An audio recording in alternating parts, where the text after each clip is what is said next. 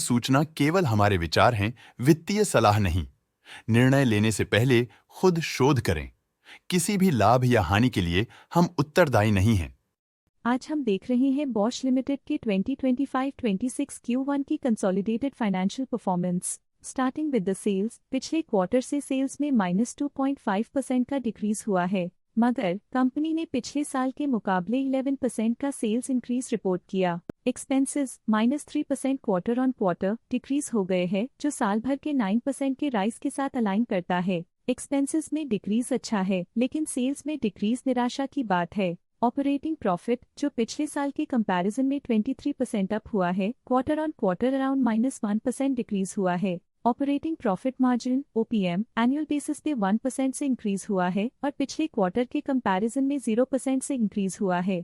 Exceptional items को add करके other income पिछले क्वार्टर के कंपैरिजन में लगभग 2.5 गुना बढ़ गई, बावजूद इसके ईयरली ग्रोथ लगभग 3.5 गुना हुई है। इंटरेस्ट एक्सपेंसेस पिछले क्वार्टर से -26% डाउन हुआ, लेकिन ईयर ओवर ईयर इंक्रीज 73% हुआ है। डिप्रिशिएशन कॉस्ट्स में क्वार्टरली -14.5% का डिक्लाइन देखने को मिला और ईयरली बेसिस पे -1% का डिक्रीज देखा गया। प्रॉफिट बिफोर टैक्स एनुअली 128% बढ़ा, लेकिन प्रोसीडिंग क्वार्टर से 79% बढ़ा है। इस साल कंपनी ने 24% टैक्स पे किया और क्वार्टरली कंपनी ने 20% टैक्स पे किया है। नेट प्रॉफिट ने ईयर ऑन ईयर लगभग 1.5 गुना का इंक्रीज दिखाया, लेकिन लास्ट क्वार्टर से 101.5% का इंक्रीज हुआ है। इस क्वार्टर में कंपनी का परफॉर्मेंस काफी अच्छा रहा। वहीं अगर एनुअल एनालिसिस की बात करें तो इस साल कंपनी का परफॉर्मेंस काफी अच्छा था। अर्निंग्स पर शेयर EPS में साल भर में अप्रॉक्स 2.5 गुना का इजाफा देखा गया, जो कंपनी की शानदार परफॉर्मेंस को दिखाता है। साथ ही क्वार्टरली में EPS की अप्रॉक्स 2 गुना की बढ़ोतरी हुई, जो कंपनी की उम्दा परफॉर्मेंस को दिखाता है। इस क्वार्टर में कंपनी का EPS काफी अच्छा रहा। बॉश लिमिटेड के फाइनेंशियल स्नैपशॉट को रिव्यू करते हुए कुछ मुख्य ट्रेंड्स सामने आए हैं, जो कंपनी की परफॉर्मेंस पे रोशनी डालते हैं। जून 2022 से जून 2025 तक बॉश लिमिटेड की फाइनेंशियल जर्नी में सबसे पहले बात करते हैं सेल्स की। इस साल सेल्स में 10% की वृद्धि हुई है और पिछले 4 सालों में 44% की वृद्धि हुई है, जो एक निरंतर अपवर्ड ट्रेंड को दर्शाता है। पिछले 3 साल से सेल्स लगातार बढ़ती जा रही है, जो मार्केट एक्सपेंशन और कंज्यूमर डिमांड में वृद्धि को दर्शाता है। अब बात करते हैं एक्सपेंसेस की। इस साल एक्सपेंसेस 9.5% बढ़े हैं और 4 सालों में 43% का इजाफा हुआ है। इस साल सेल्स और एक्सपेंसेस एक साथ बढ़ रहे हैं, जो बैलेंस्ड ऑपरेशनल अप्रोच को दर्शाता है। ऑपरेटिंग प्रॉफिट का सफर स्टेडली ऊपर चढ़ रहा है, इस साल 12% की बढ़ोतरी के साथ और पिछले 4 सालों में 50% का नोटिसेबल राइज हुआ है। पिछले 3 साल से ऑपरेटिंग प्रॉफिट लगातार बढ़ रहा है, जो कॉस्ट मैनेजमेंट और ऑपरेशनल कुशलता को दर्शाता है। नेट प्रॉफिट का सफर ऊपर की ओर चल पड़ा है, इस साल 4.5% की चढ़ाई के साथ पिछले 4 सालों में 106% की शानदार वृद्धि हुई है।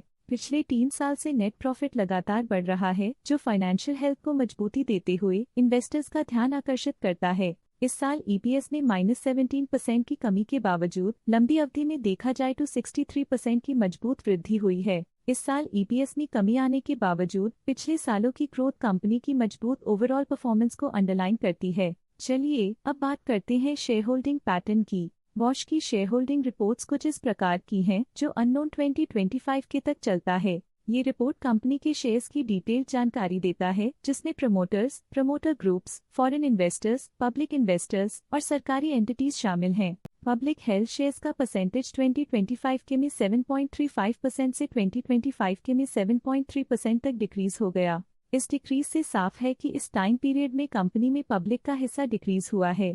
जब कंपनी के शेयर्स का अधिकतम हिस्सा प्रमोटर्स, FII, DII या गवर्नमेंट के पास होता है, तब ये माना जाता है कि कंपनी मजबूत हाथों में है, जो स्थिरता और मजबूत समर्थन को दर्शाता है और इस मार्केट की स्थिरता बनी रहती है। डोमेस्टिक इंस्टीट्यूशनल इन्वेस्टर के शेयर होल्डिंग में थोड़ा डिक्रीज आया 2025 के से 2025 के में, जो दिखाता है कि डोमेस्टिक इंस्टीट्यूशंस ने अपने स्टेक को -0.03 से डिक्रीज किया है। FII, फॉरेन इंस्टीट्यूशनल इन्वेस्टर्स ने अपना शेयर होल्डिंग 2025 में 6.1% से 2025 में 6.18% तक इंक्रीज किया। ये बताता है कि फॉरेन इंस्टीट्यूशंस ने कंपनी में अपना इंटरेस्ट 0.08% तक इंक्रीज किया है।